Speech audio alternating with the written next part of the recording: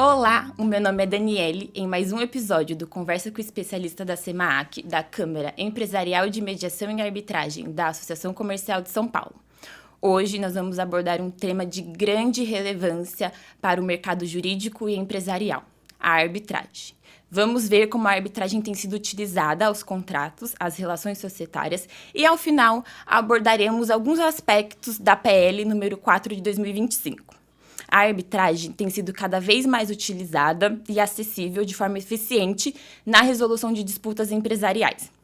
E hoje a SEMAAC conta com um convidado muito especial. Eu já acompanho o trabalho dele há algum tempinho no LinkedIn e em outras plataformas. Hoje nós temos a honra de receber o Dr. Guilherme Carneiro. O Dr. Guilherme é formado em Direito pela PUC do Rio Grande do Sul, mestre pela Universidade Federal do Rio Grande do Sul, doutor em Direito Civil pela Universidade de São Paulo. O Dr. Guilherme também é vice-presidente do SEBAR, Comitê Brasileiro de Arbitragem, e também é autor de diversos livros e artigos relacionados a direito privado e à arbitragem, advogado e árbitro. Dr. Guilherme, seja muito bem-vindo novamente. É uma honra para a SEMAAC receber o doutor. Muito obrigado, Daniele. Quero começar agradecendo a vocês pelo convite. É uma honra para mim estar aqui na SEMAAC participando dessa conversa e agradecer também a quem está nos vendo, nos ouvindo pela audiência. A SEMAAC é um dos polos importantes de disseminação de conteúdo relacionado à arbitragem e a direito privado, porque, enfim, as coisas estão imbricadas, né? O direito privado, na verdade, é aplicado pelos árbitros, então, portanto, as coisas elas estão casadas. Então, obrigado, Daniele, por me convidar para estar aqui com vocês hoje. Imagina, doutor, nós que agradecemos aí no meio da sua rotina corrida da vida. Doutor, hoje o doutor também aqui está na Associação Comercial de São Paulo e vai palestrar sobre o tema responsabilidade civil e também falar sobre os aspectos da PL. E de uma forma um pouco breve, o doutor poderia falar um pouco da sua palestra de hoje? Claro, sem dúvida. Esse projeto de reforma do Código Civil, que na verdade é um projeto de novo Código Civil, porque ele altera mais de 60% dos dispositivos do Código Civil, ele tem causado muita apreensão na comunidade jurídica.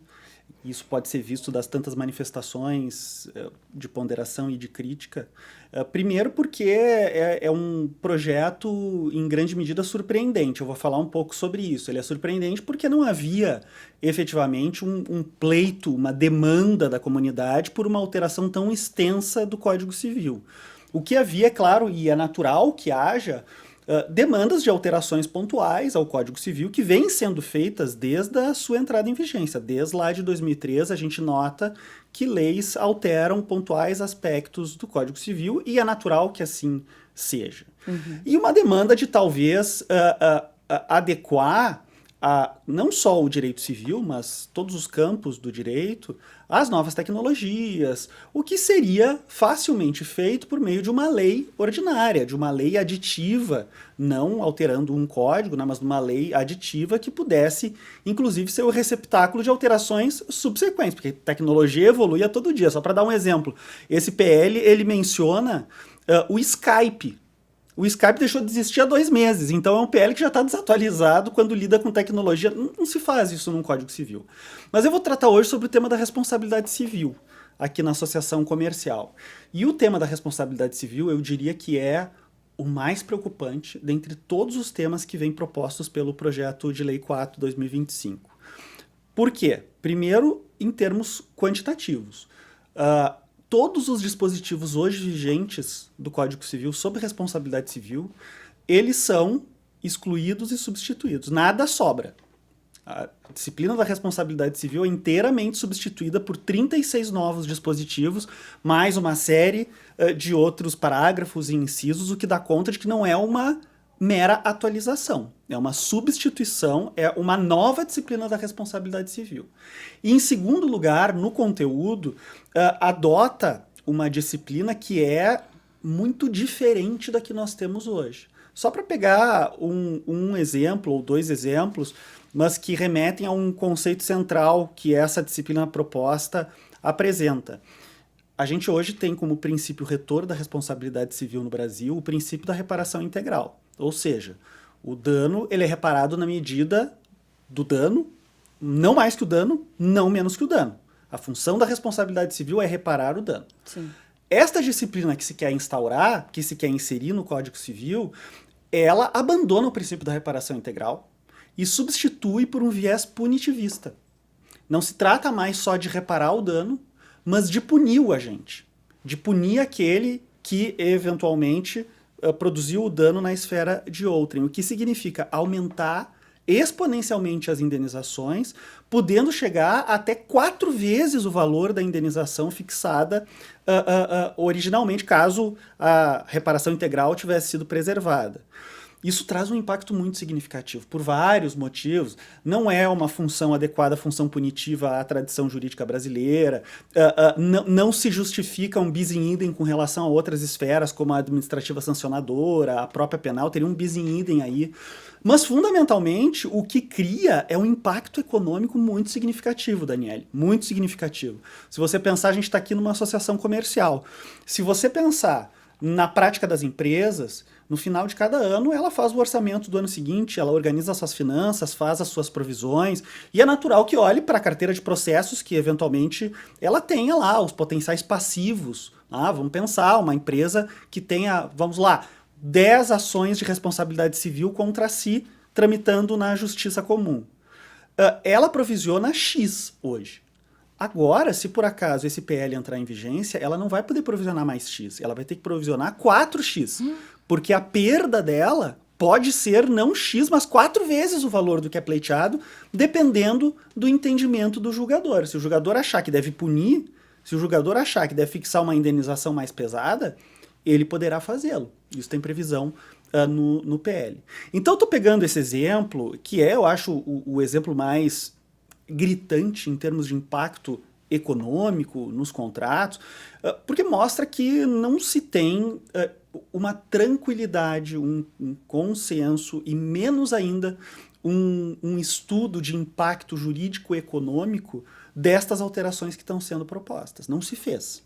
Se a gente olha lá para a exposição de motivos e para os trabalhos que antecederam ou os trabalhos que estão sendo contemporâneos ao PL, não há um estudo de impacto jurídico-econômico. Né? Como é que eu vou propor uma alteração tão grave sem esse estudo? Eu posso efetivamente abalar ainda mais a economia brasileira que, enfim, já não caminha com tanta segurança e facilidade. Né? Então, enfim, Daniela, eu vou falar um pouco sobre esses aspectos do dia de hoje.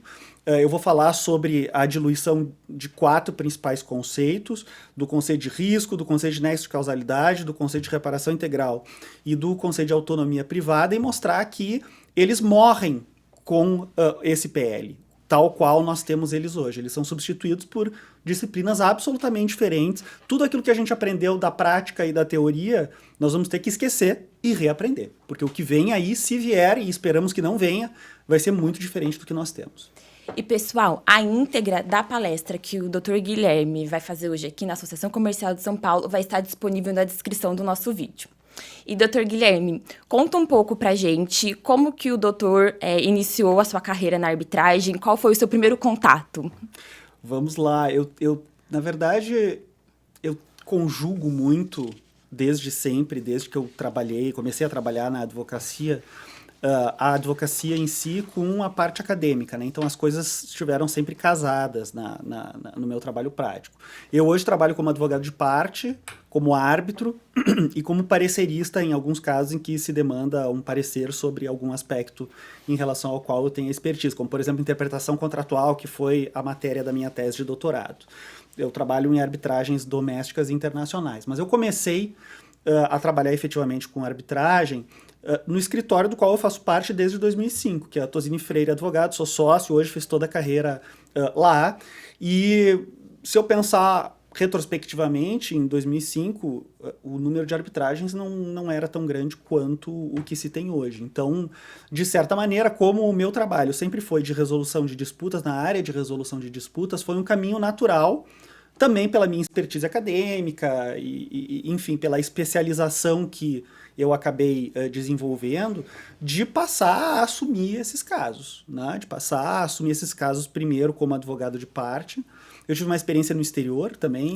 Eu trabalhei num escritório internacional em Paris em 2015 para trabalhar basicamente com arbitragens internacionais e arbitragens de investimento, que é um bicho que não tem aqui no Brasil, é um bicho diferente.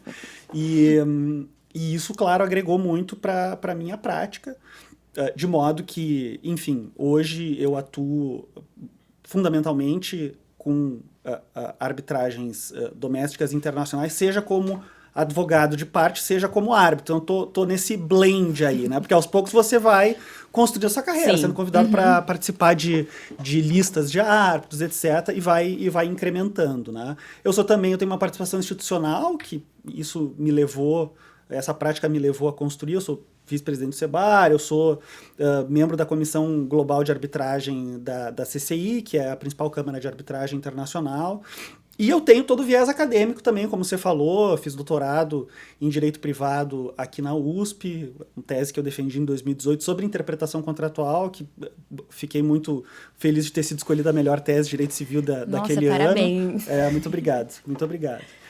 Enfim, então é um pouco isto, sabe? Aliando academia e prática, focado enfim, desenvolver a arbitragem no escritório com os meus demais sócios, me levou a essa atuação que eu tenho hoje, né? Que é São Paulo. Eu sou de Porto Alegre, né? Talvez o sotaque já denuncie, né? Mas eu hoje estou em São Paulo e Porto Alegre. As pessoas me perguntam onde é que você está. Eu estou no ar, eu estou sempre fazendo ponte aérea, porque institucionalmente eu estou vinculado tanto às equipes de São Paulo quanto de Porto Alegre. Conta um pouco pra gente, Dr. Guilherme, o que você acha que a arbitragem é mais vantajosa em relação a disputas do judiciário? Essa é uma ótima pergunta, Daniele. Primeiro, porque nós temos que desmistificar, e eu acho que já está desmistificado, né?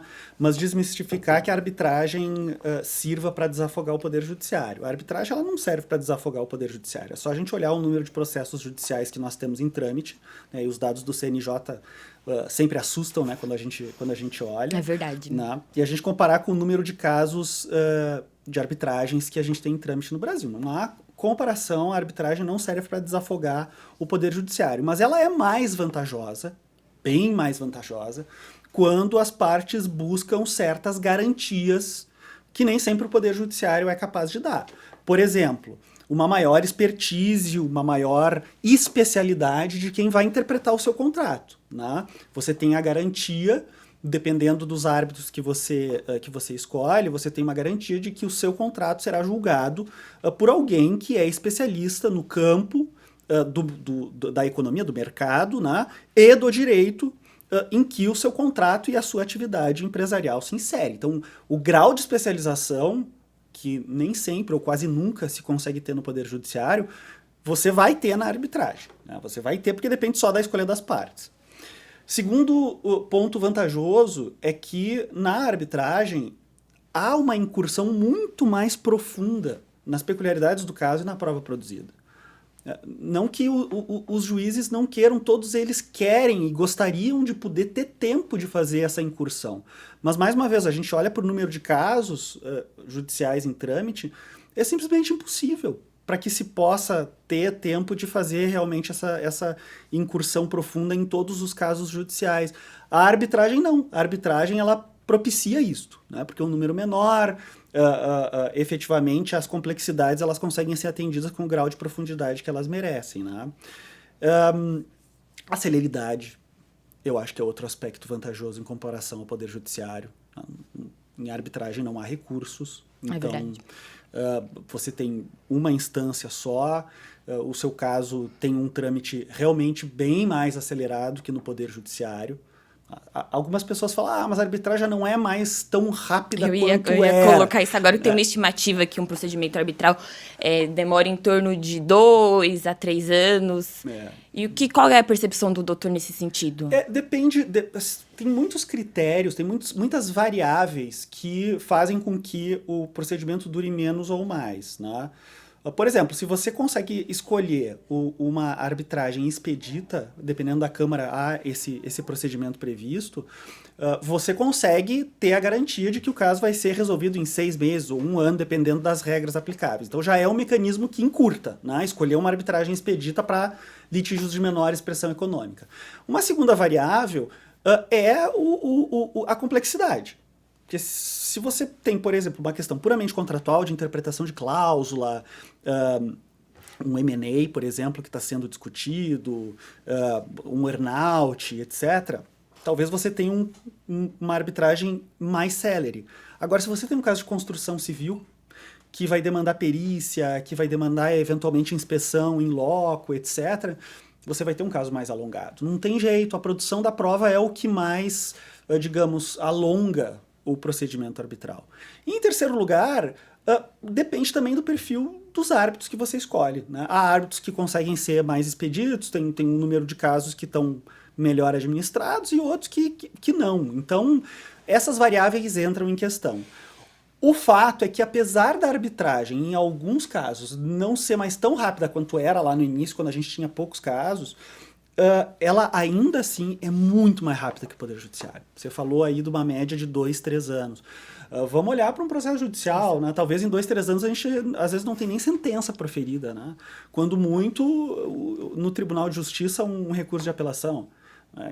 Sem julgamento ainda, né? E sem falar das cortes superiores, recurso especial, recurso extraordinário, né? Que fazem com que o caso se alongue muito, muito mais do que numa arbitragem. Então, me parece que a celeridade de fato, um aspecto muito relevante.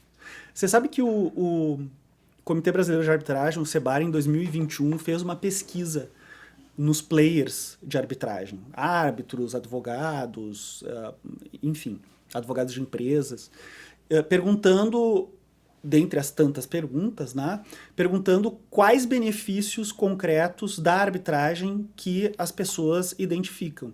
E é curioso, porque os 2 primeiros são justamente esses que nós falamos. O primeiro deles, eu trouxe aqui a anotação para não me esquecer, a maior vantagem que os players veem é o caráter técnico e a qualidade das decisões. Ou seja, a arbitragem é escolhida por conta da profundidade e da especialidade de quem julga. E, em segundo lugar, o tempo necessário para a solução do conflito em comparação com o Poder Judiciário.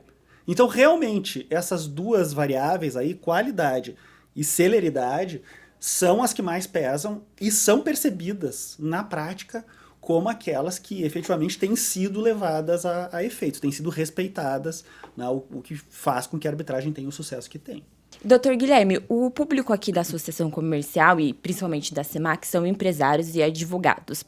E quais cláusulas contratuais são essenciais para garantir uma arbitragem em uma disputa? Essa é uma atenção que nem sempre se tem. A cláusula de arbitragem, às vezes ela é chamada de midnight clause, a cláusula da meia-noite, porque as partes deixam para negociar ela por último. Negociam todo o contrato, todos os aspectos que realmente vão reger a sua relação e, opa, temos que prever a resolução de disputas, né? E isso faz com que, muitas vezes, a cláusula ela tenha alguns vícios, algumas incompletudes, tá? Qual é o aspecto essencial, indispensável para que eu consiga instaurar uma arbitragem e que tem que estar previsto na cláusula? A escolha da Câmara e, preferencialmente, do modo de instauração, se tribunal, se árbitro único, etc. Né? Porque se eu não tiver sequer a instituição arbitral escolhida e o mecanismo, se é 1 ou 3 árbitros que vão julgar, eu não consigo dar início à arbitragem. Eu vou ter que me valer da ação de instauração, ação de instituição da arbitragem, que vai prevista no artigo 7º da Lei de Arbitragem.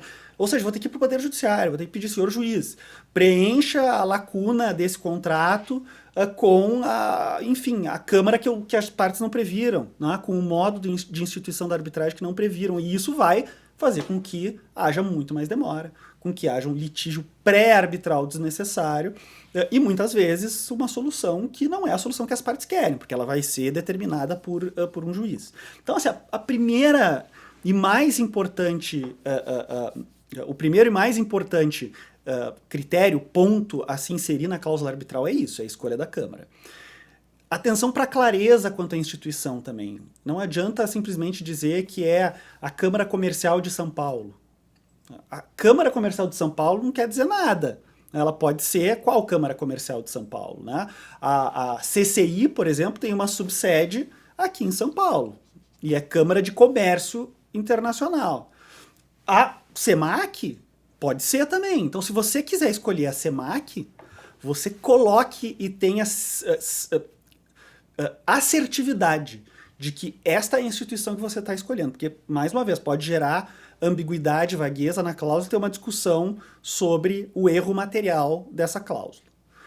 Em segundo lugar, em um segundo grau de importância, as outras escolhas, direito material aplicável, quando for uma arbitragem internacional ou um contrato internacional, idioma e sede, também são muito relevantes.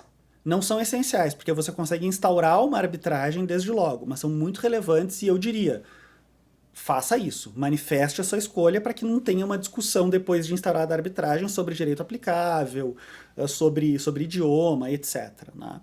E em relação ao direito aplicável, nem sempre as partes, elas, em uma arbitragem internacional, elas percebem que elas têm que também ser claras quanto ao direito material aplicável para a interpretação da cláusula compromissória. Uma coisa é o direito aplicável para resolver o litígio, outra coisa é o direito aplicável para interpretar a cláusula compromissória. Não necessariamente eles serão os mesmos. Né?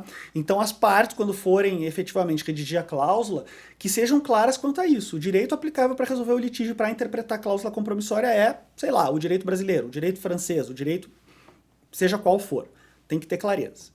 E uma última recomendação eu vejo que muitas vezes não é seguida pelas partes. Cuidado quando você tiver contratos conexos. Quando você tiver contratos que têm algum grau de coligação, não é raro encontrar cláusulas arbitrais que são contraditórias. Um contrato com uma cláusula escolhendo a Câmara X, um contrato com o outro contrato coligado escolhendo uma Câmara Y. Né? Quando eu tenho contratos coligados, a atenção que se tem de dar é para a uniformidade da escolha. Escolha sempre o mesmo método de solução de controvérsias, a mesma instituição, as mesmas regras de regência. Porque senão você vai ter uma discussão sobre isso. Né? Você vai ter uma discussão, qual é o contrato principal e qual é o contrato acessório, a cláusula do contrato principal se sobrepõe à do contrato acessório, ainda que seja contraditória, eu posso ou não identificar um grau de acessoriedade. É uma discussão que não se precisa ter.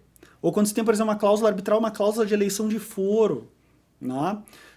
Via de regra, se entende que quando se tem num contrato arbitragem e no outro cláusula de eleição de foro, em geral se prioriza a arbitragem e se usa de eleição de foro para as medidas de apoio à arbitragem. Mas nem sempre se decide dessa maneira no Poder Judiciário, por exemplo. Né? Então, há que se ter clareza e uniformidade quando se tem contratos coligados. Né? E não é raro, porque às vezes você celebra um M&A, mas às vezes tem outros contratos acessórios ali que estão coligados, apoiando aquela sua transação. Né? E, doutor Guilherme, como a arbitragem impacta na resolução de conflitos entre sócios em sociedades anônimas, limitadas e dentre outras? Profundamente, Daniele, profundamente. Fundamentalmente, ela começa a se consolidar no Brasil enquanto arbitragem comercial, arbitragem efetivamente entre empresas, tanto entre empresas propriamente ditas, contratos entre empresas, quanto endossocietárias, para a discussão de litígios entre sócios, entre acionistas. Né? Então, eu acho que está no DNA da arbitragem, no Brasil, da prática arbitral no Brasil, essa experiência e esse foco nas disputas societárias. Tá efetivamente desde o princípio.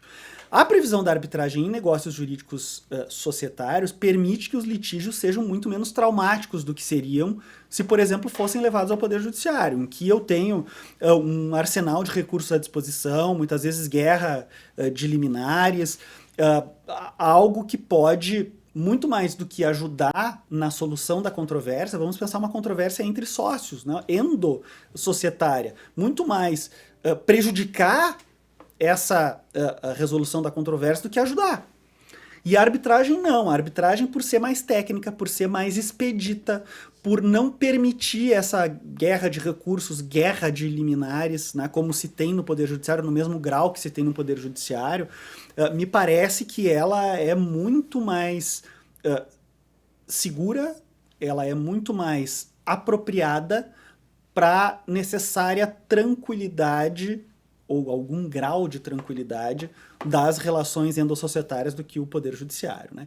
E o fato de se ter, em adição a isso, como eu falei já no início da nossa conversa, o fato de se ter uma expertise de quem julga, a pessoa vai entender do seu mercado, vai entender da sua sociedade, daquilo que ela faz, da operação econômica que ela desenvolve, facilita muito e torna a decisão muito mais aderente à realidade. Ela não vai ser uma decisão que vai surpreender as partes. Tá? As partes já de antemão já vão ter uma expectativa e muito provavelmente essa expectativa, em alguma medida menos ou mais, mas ela vai ser correspondida pela decisão arbitral, o que nem sempre se tem no Poder Judiciário. Né? Dr. Guilherme, quais os impactos jurídicos e práticos da possível obrigatoriedade da cláusula compromissória em contratos sociais, especialmente frente à autonomia de vontade dos sócios? Perfeito, Daniele. Eu acho que a reforma da Lei das Sociedades Anônimas, que foi feita em 2015, ao ensejo de outras alterações na própria lei de arbitragem, resolveu muito bem essa questão. Resolveu muito bem essa questão porque ela preservou a autonomia privada, tanto da maioria dos sócios, quanto da minoria eventualmente dissidente. E eu estou falando aqui especificamente da inserção do artigo 136A, a Lei das Sociedades Anônimas, que permite a inserção de uma convenção de arbitragem em um contrato social, caso haja aprovação da maioria dos sócios. Né? Ou seja, a autonomia privada da maioria dos sócios é preservada. Por outro lado, o mesmo artigo 136A resguarda a autonomia privada, a autonomia de vontade do sócio dissidente. O sócio que não quer ser regido pela cláusula compromissória, pela convenção de arbitragem, quando ela for inserida no contrato social, ele pode sair da sociedade. Ele tem, efetivamente, o direito de retirar-se da companhia. Ou seja, ele efetivamente tem a sua autonomia preservada. Né? Da mesma maneira, ele pode permanecer, ele pode aceitar também. Né? Olha, eu fui dissidente, mas ok, a maioria venceu, eu permaneço na sociedade e me submeto à eficácia da cláusula compromissória.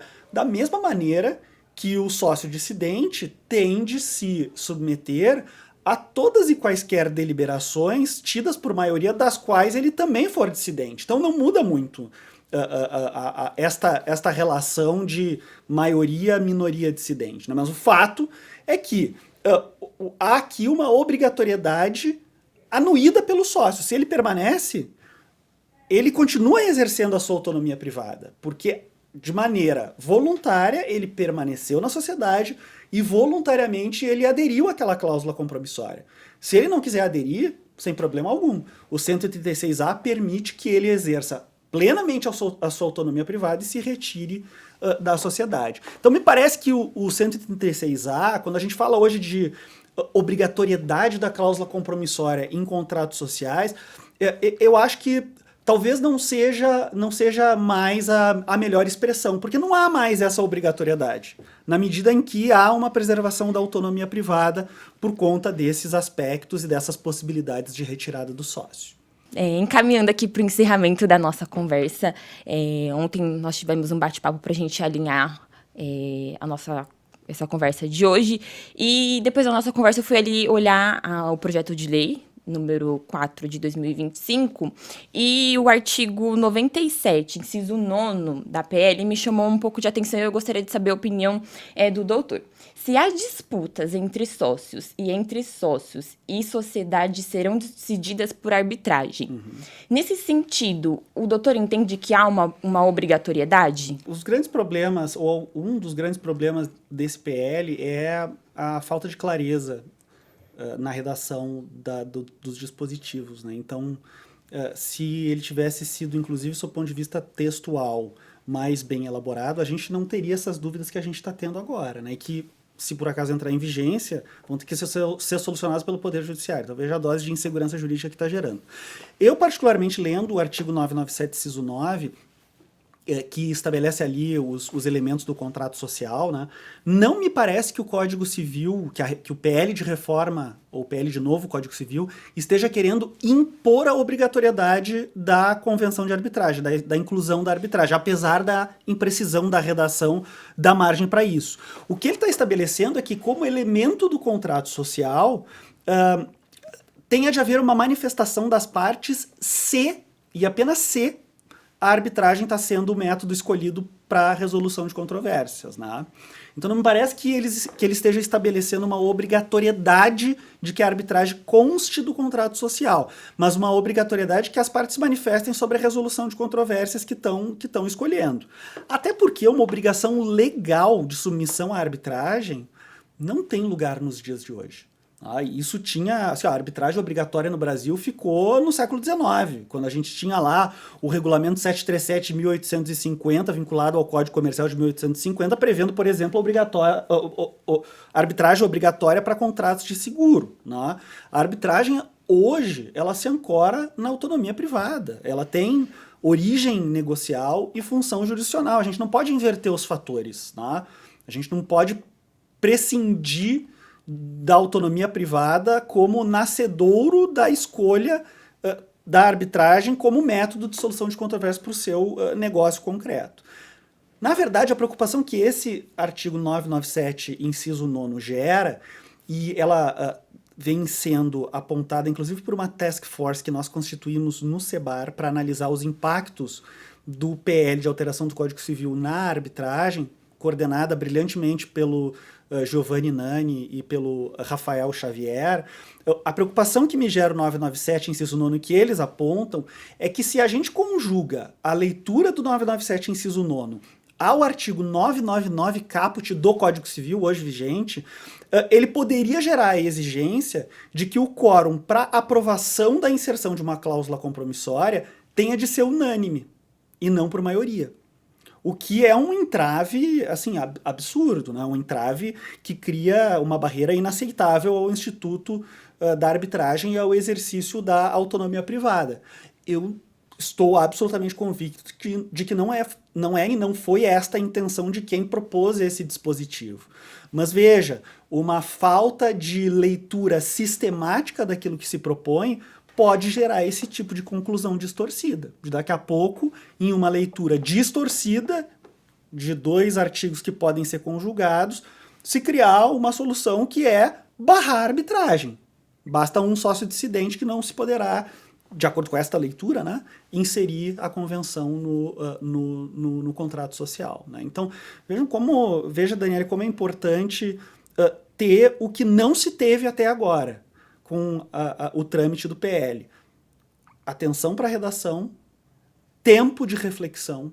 A gente não tem, na verdade, o tempo que a gente tem visto é o tempo da urgência, é um anteprojeto que foi redigido a toque de caixa, né? mais de 1000 alterações ao Código Civil, muitas delas aprovadas de baseada, né? Em bloco, né? O que gera esse tipo de angústia interpretativa, de dúvida. Né? Como é que isso vai ser interpretado? Eu sei qual é a melhor interpretação. Agora, será que um juiz, um árbitro vai ter essa mesma interpretação? Não sei. Dr. Guilherme, muito obrigada pelas suas explicações. De fato, o doutor tem um conhecimento brilhante. Aprendi muito nessa manhã, então muito obrigada. Muito obrigado a você, Daniele, a Câmara, enfim, a Associação Comercial. Foi uma honra, um prazer estar aqui conversando com você. E tenho certeza que esse conteúdo vai ser de grande ajuda para os empresários, os advogados que acompanham a SEMAC. E esse foi o vídeo de hoje. Se você ficou com alguma dúvida, manda aqui nos comentários. Se você gostou, curte, comente e compartilhe. Não deixe de acompanhar a SEMAC nas redes sociais. Até a próxima!